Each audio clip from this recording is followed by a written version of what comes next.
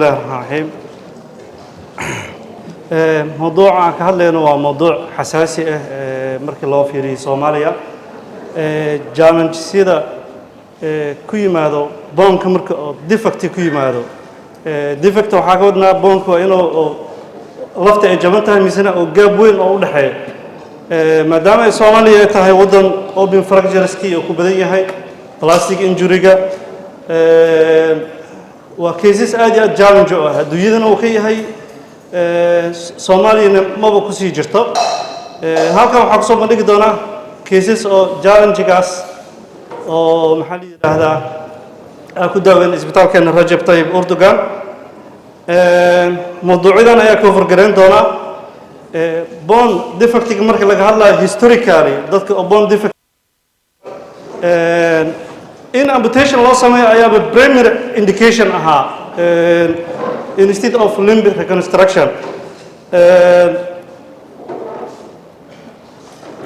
maxaa yeelay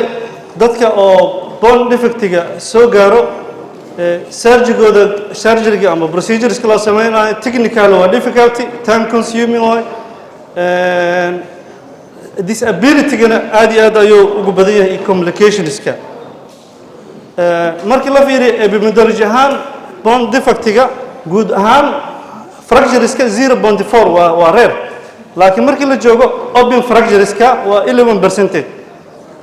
Soomaaliya open fracture sidee ka tahay aad ay ugu badan yahay waa toobigida aad iyo aad open fractureska oo qof walba orthopedic every day oo daaweeyo ayuu ka mid yahay maadaama oo war zone oo wadankeena oo yahay epidemiology etiologiga oo bone defectiga sawayo soo sheegna open fracture-ka kamid oo segment dhan qofka kalumaay waxyaabaha kale keena waxa kamid ah ama tumorska oo bone resection lagu sameeyo ama waxa la yiraahdaa post debridement bukaanada develop gareeyo osteomyelitis debridement loo sameeyo oo non fetal boneska dhan meesha laga bixiyo kaasna waxa uu raa inuu dhaco bone defect so marka bone defectiga normally marka la qeexayo wax gooni oo ilaa hadda isku dhacsay ma jiro laakiin ideally hadii 1 cm oo ka badan yahay ama circumference ama bone diameter-ka guud more than 50% of cortical hadii maqan tahay we can say bone defect ayaa jiro before bone defect intaana daaweynin first we have to assess the limb if we can make a reconstruction or this limb inay tahay wax la yiraahdo mangled extremity ama limb aan la badbaadin karin oo xaalad amputation aadayso normally marka bone defect daaweynana treatment-geena wuxuu ka bilaabanaa inaan u sameeyno irrigation debridement and skeletal temporary fixation by using external fixation so bone defect-ga waxyaabaha surgery oo damage-geena waa kuwan haddii defect area waa inaan u sameeyno wax la yiraahdo autologous graft defect-geena hadduu weyn yahay inaan u sameeyno wax la yiraahdo vascularized graft and so on ilaa waxa la yiraahdo Elizabeth and bone transport autologous graft waa haddii oo defect yahay gold standard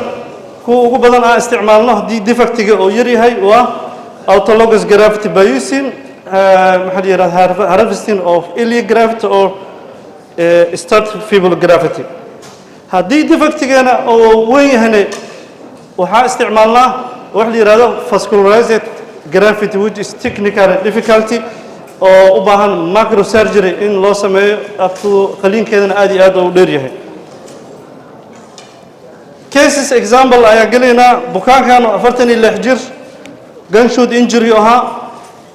open fracture-ka hadii siiqa Reno Agostino Anderson type 3 neurovascular examination kiisa normal saa u jeedin halkan lafo waaweyn lafo badan ayaa ka maqan defect weyn ayaa ku jiro soo marka alxamdulillah waa ku guuleysana anagoo isticmaalayno iliac graft saa u jeedin waxa u gelinay internal fixation aan u sameeynay blade and screws bone healing-kiisana aad u fiican yahay alxamdulillah bukaankana noloshiisa dib ayuu ugu laabtay run ahaantii waa cases oo challenge ah bukaanadan oo kale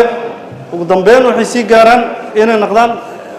complication ka imaanaya darteed bone defect-ga limb length discrepancy aan dhahnaa lugta ayaa kala gaabato laakiin alxamdulillah bukaankeena uu fiican yahay sidoo kale markii aan joogno forearmka ayadana waxa article ku daawacanay isbitaalkeena waayo markii forearmka aan joogno ayadana bone defect-da ka yimaado anagoo isticmaalayno startifiable gravity aad iyo aad ayay successful u tahay sidoo kale case-kan waa case aan u sameynay ka jabnaa maxaa la yidhaha humerus fracture case aan u sameynay humerus fracture kaas oo asagana aan ku guulaysanay case-kan wuxuu ahaa ilaa iyo radial nervan uu ka dhaawacnaa alxamdulillah tendon transfer ayaa u sameynay bukaankeenan aad u fiican yahay heer maanta gacantiisa xataa wax buu ku grasping garayn karaa haddii nerva radial nerve injury gaar saara socotiin radial drop ayuu bukaanka naqanaa bukaanka asagoona awoodin maxaa la yidhaha wrist extension samayn karin ayuu la nolan lahaa waqtigaanu yarka waa ka boodaynaa waxyaabaha kale oo successfulka oo ka mid ah waxaa ka mid ah wax la yidhaahdo bone transport ayadoo segmenti dhan laftan way caafimaad qabta halkan ayaa ka jibinay segmentigana usoo sikano halkan u imaado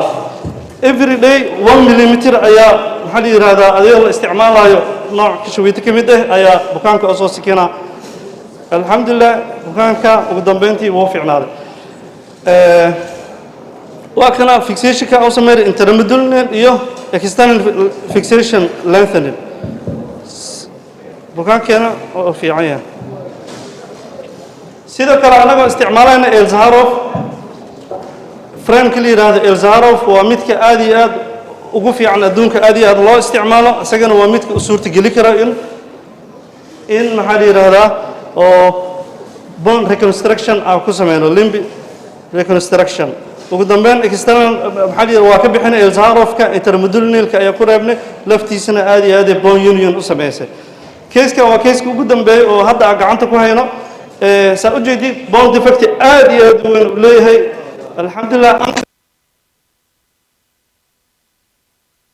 anagoo isticmaalayno Elzaharov frame-ka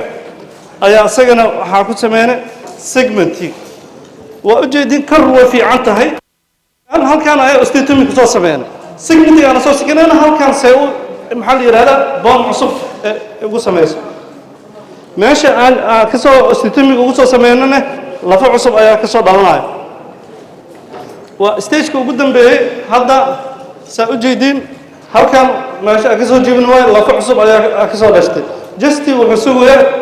time-ka consolidation phase ayuu hadda maraa mar dhow waa ka wada bixin doonaa hadduu alla idmo okay waa ka xumaa time-ka ugu dheeraada wabillahi tawfiiq waa soo koob